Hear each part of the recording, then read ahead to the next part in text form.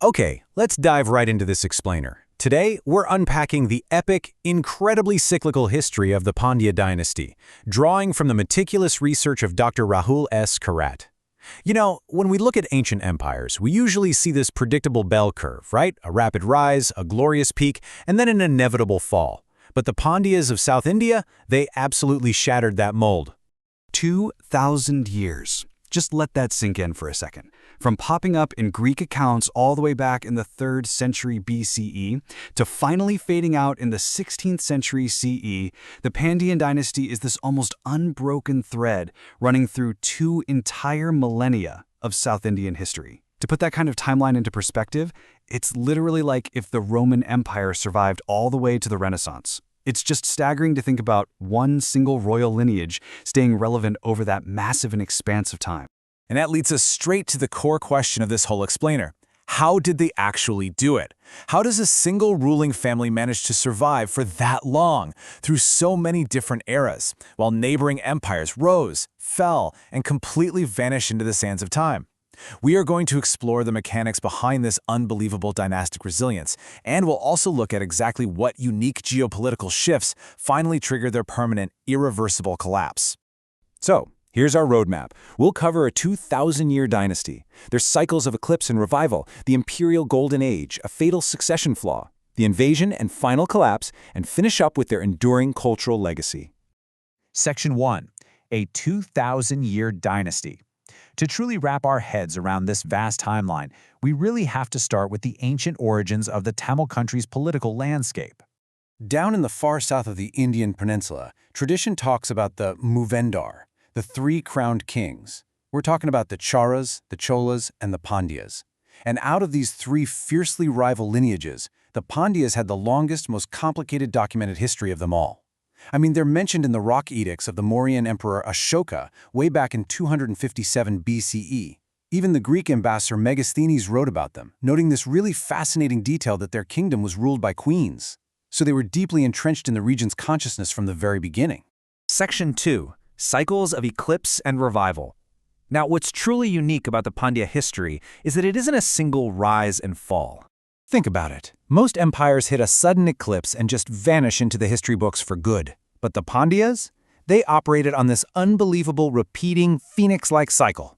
They'd build up massive wealth and regional power, lose absolutely everything to invaders or usurpers, wait it out in the shadows, and then vigorously claw their way right back to supremacy. Look at how this actually played out. After their ancient Sangam-age origins, they were completely wiped off the map around the 5th century by this mysterious group known as the Kalabras. The Pandyas essentially just drop out of the record. But then, centuries later, they're revived by King Kadungon in the 7th century. But wait, it doesn't last. By the 10th century, they get absolutely crushed by the rival Chola Empire and are reduced to subordinate rulers for a staggering 300 years. Imagine a royal family keeping its identity intact for 3 centuries while living under the boot of their biggest rival. Section 3. The Imperial Golden Age. Because the Pandyas didn't just quietly fade out under Chola overlordship. They mounted their most spectacular comeback yet. In what historians consider their true golden age, rulers like Maravarman and Jatavarman Sundara Pandya I roared back to life in the 13th century. In literally a single generation, they completely flipped the script.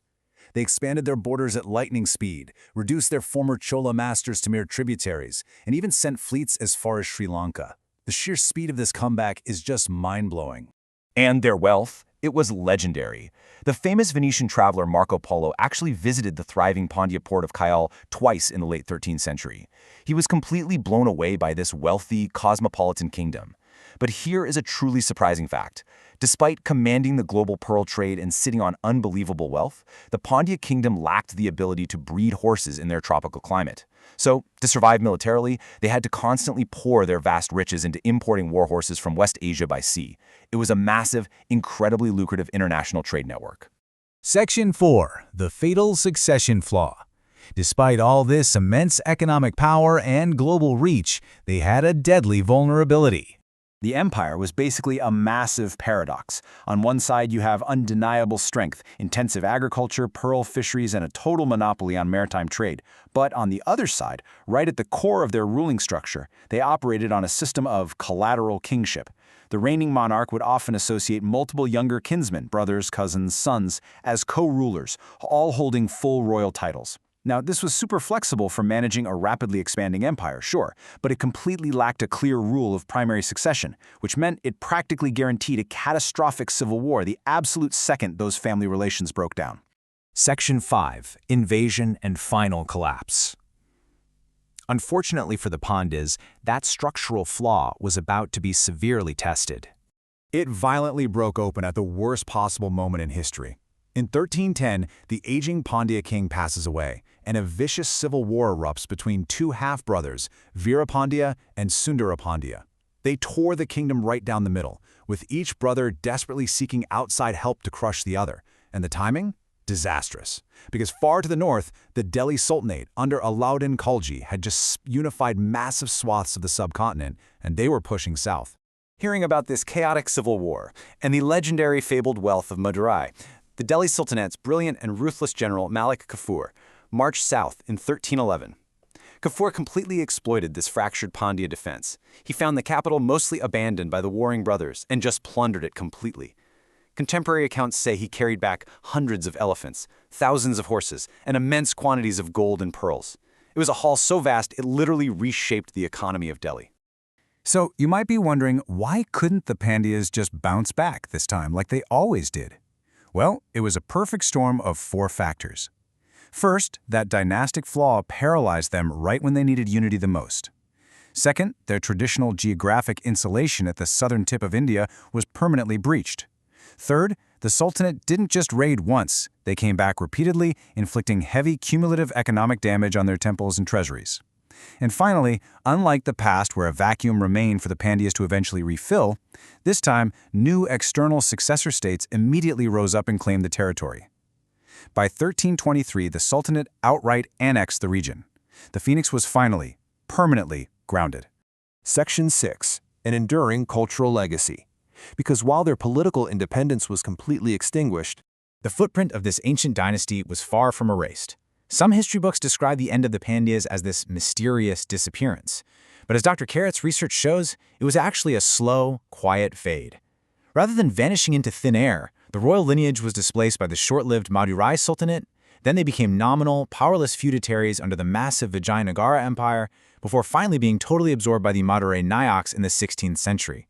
Their bloodline simply blended into the new political reality of the region. But their most enduring legacy isn't political at all. It's architectural. If you've ever seen images of those stunning, soaring gateway towers, the gopurams of South Indian temples, especially the world-famous Meenakshi Amman temple in Madurai, you are looking at the direct cultural legacy of the Pandya dynasty. They laid down the early physical and institutional foundations on which the entire subsequent Tamil temple culture was built. Their ports connected India to Rome and later to China.